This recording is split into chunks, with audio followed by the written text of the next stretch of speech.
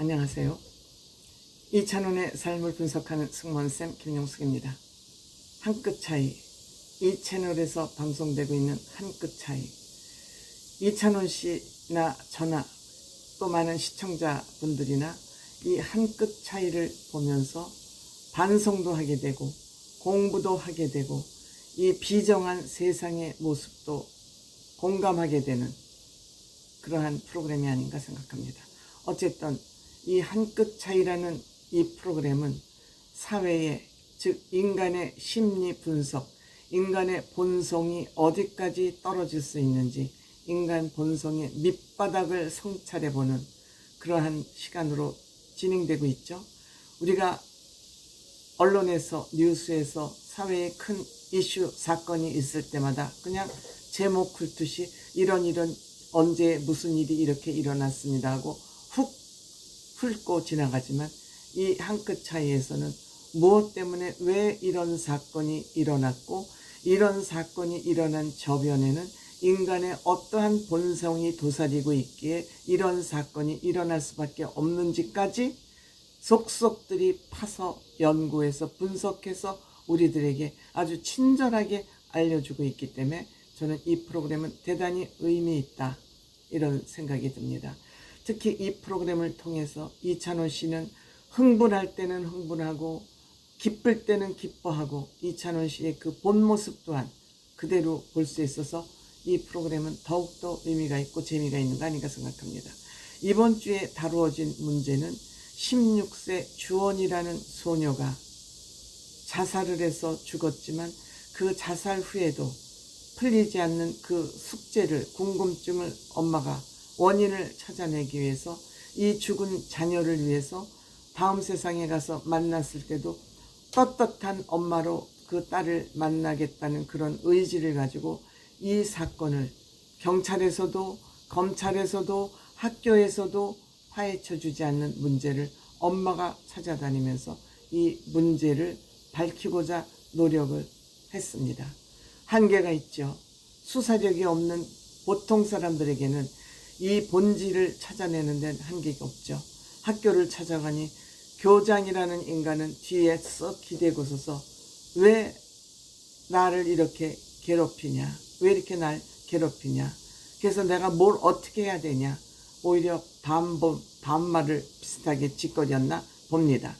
이렇게 되자 엄마는 휴대폰, 딸이 떨어질 때 가지고 있던, 자살할 때 가지고 있던 휴대폰, 산산조각난 휴대폰을 가지고 가서, 유서가 없었기 때문에 이 휴대폰을 완벽하게 복원하는데 성공을 해서 그 휴대폰이 방송의 제작진에게 전달이 돼서 그 방송, 복원된 휴대폰을 볼 수 있었습니다.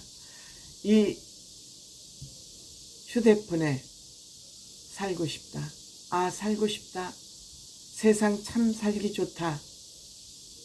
그렇지만 본인은 죽을 수밖에 없는 그 하늘에 구름달, 뜬 구름이 많은 하늘 허공을 몇 장 찍어서 올렸고, 본인은 살고 싶다, 세상 참 살기 좋다. 이러한 복백이 남긴 휴대폰을 발견을 하고 엄마는 더 의심이 가는 거죠. 왜 죽었을까? 왜 죽었을까? 그리고 그 사진 하나는 셀카로 찍었는데 그 사진 하나는 고등학교를 가서 새 교복을 입고 내일 학교 가는 날 너무너무 그 새 교복을 입고 좋아했다는 거죠. 그런데 새 교복을 입고 등교한 첫날 바로 집으로 돌아왔다 그럽니다.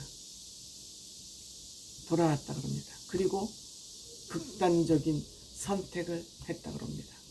그 극단적인 선택을 한 이유를 살펴보니 중학교 때 괴롭힘을 당했던 그 아이가 바로 또 학교에서 만나진 겁니다. 그런데 이 주원이는 중학교 때 괴롭힘을 당해서 지방의 기숙학교로 전학을 갔었습니다.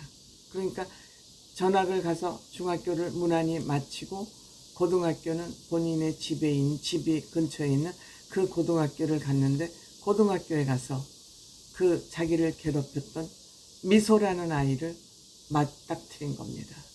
그러니까 그때의 기억이 다시 떠오르면서 나는 이제 새로 고등학교 가자마자 얘랑 맞닥뜨렸으니까 내 인생은 희망이 없구나.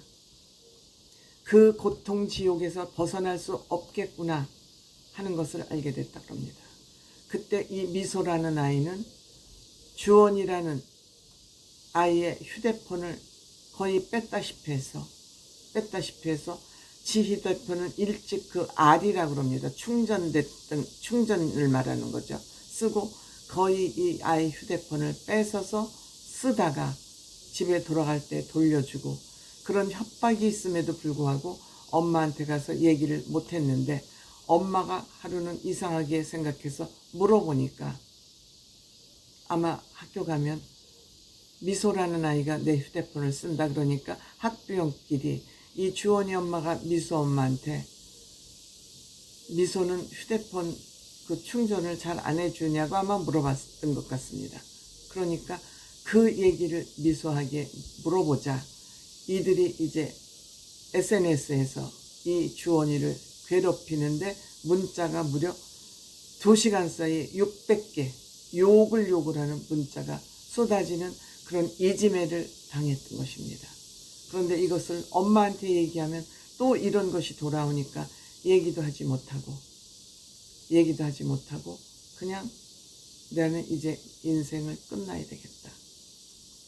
그래서 이 사실을 밝혀내기 위해서 손해배상 청구를 한 것이죠.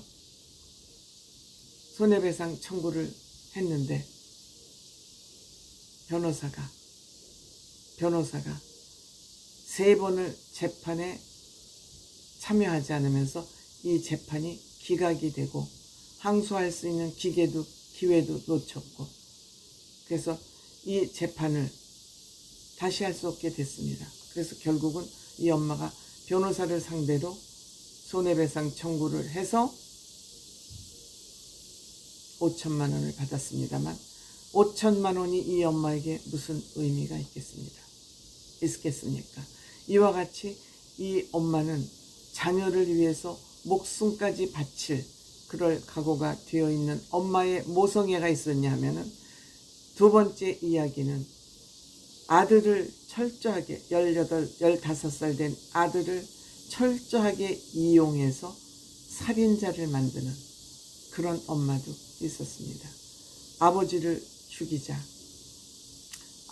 죽이기로 마음먹은 것은 아버지를 생명보험에 넣어놓고 아들을 사주를 해서 아버지를 죽이는, 그 죽이는 방법이 얼마나 악랄하고 계획적이고 치밀한지 이루 말할 수가 없습니다. 그런데 이 여자는 며느리로서도 시아버지 카드도 복제해서 위조 복제 카드를 만들어서 100만 원을 쓰는,